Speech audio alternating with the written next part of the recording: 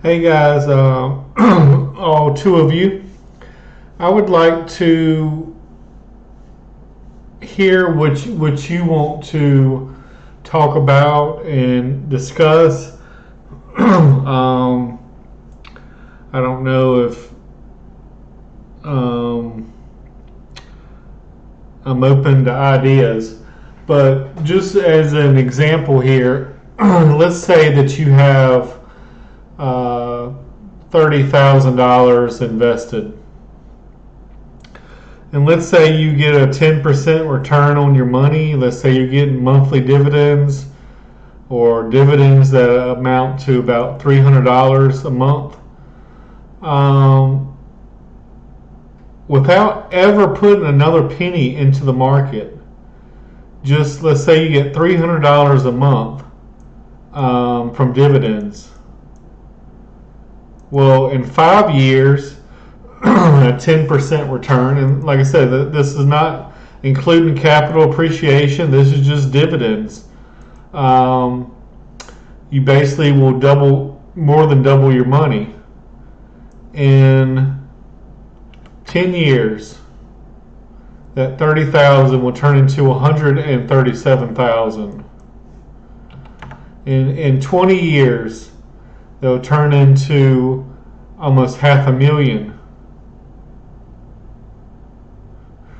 And to me, let's say that you're I don't know. Let's say you're 65 and you want to retire and you can't work anymore and you got illnesses and stuff, and let's say you have 400,000 right now.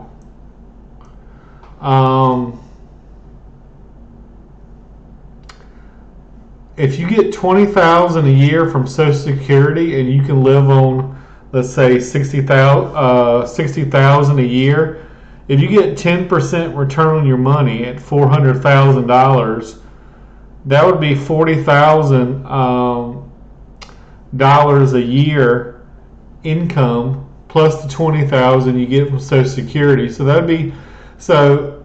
So to me, really, you don't really need. Now if you're only getting 3%, then yeah, you might need 3 million to retire or something. But if you're getting 10%, you don't need as much, or you can retire earlier. Like I said, with the fire movement, for example, because if you're getting 10% of 400,000, it'd be 40,000 a year, and you could use that to live on. So it'd be 40,000 from dividends, and then 20,000 from your Social Security. Now let's say, how much is it in 30 years? You got $1 million. In 40 years, you got 3 million. And you can see down here, this is the contribution. That's why I think something like a Roth is so much better, because all this money is growth. You've only put in 174,000, and you've the interest you've gained on that 174,000 over 40 years has been almost 3 million. So you don't have to pay tax on 3 million. You just had to pay taxes on the 174,000. But this is just saying that you do absolutely nothing. Let's say you got 30,000 in your investment brokerage account today, and let's just say you get about $300 in dividends monthly on average. I know most companies maybe only pay once every 4 months or whatever, but let's just say on average you get $300 a month, and all you did is reinvest that money. And you never had to put in another penny, and you got 3 million bucks sitting there. That means if you're 40 now, by the time you're 80, you'll have $3 million with doing absolutely nothing. But let's say, I don't know, this was something I was trying to do. I was trying to do $2,000 a month, and I was trying to be retired in 5 to 6 years, and that might be a little bit more than I can chew, but if I'm trying for 5 or 6, maybe 10 to 15 be really doable. But say you put in 2,000 every month, and you start out with 30,000. Well, in just 5 years, you have $200,000. Now, of course, this is assuming 10% return, which I know is high. But let's say you're 60 right now, and you want to be retired by 65. Now, instead of a 10% return, let's say you want a 20%.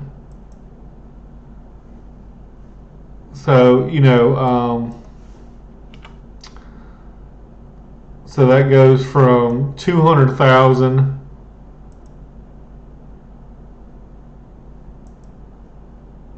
to closer to 300,000.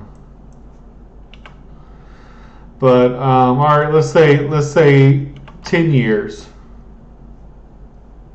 So if you do 2,000 a month, you start out with 30,000. You do 10 years, you get 10% return. You'll have $500,000. Now let's say you can get 20%. Closer to $1 million. 50%. $5 million. See, to me, you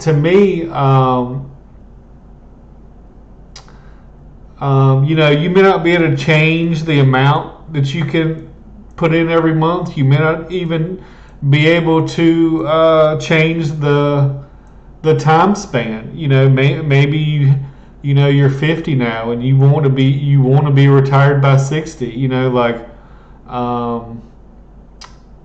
So the thing you got to focus on is the rate of return, and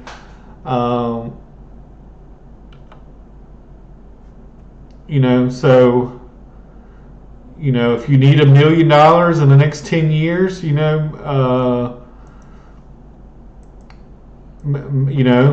you need a 25% return, and which is high. You have to do your research, and sometimes you get burned. Sometimes I'll admit I'm not right all the time.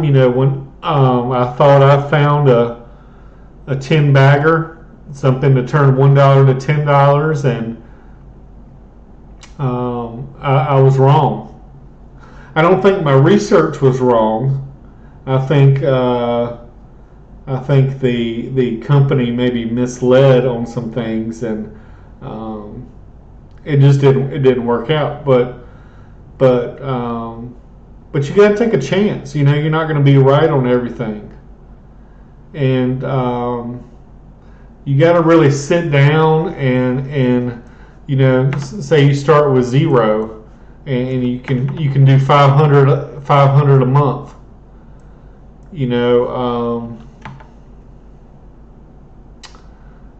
And let's say maybe you can't get 10%. Maybe you can only get 7.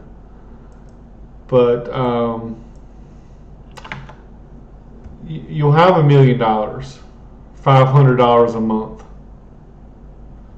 Some people spend that on cigarettes or alcohol every month, or going out to eat, or movies, or a car payment. And maybe you can walk to work. Maybe you don't even need a car. Maybe your spouse has a car, and they could use that 500 to turn into $1 million. Thank you.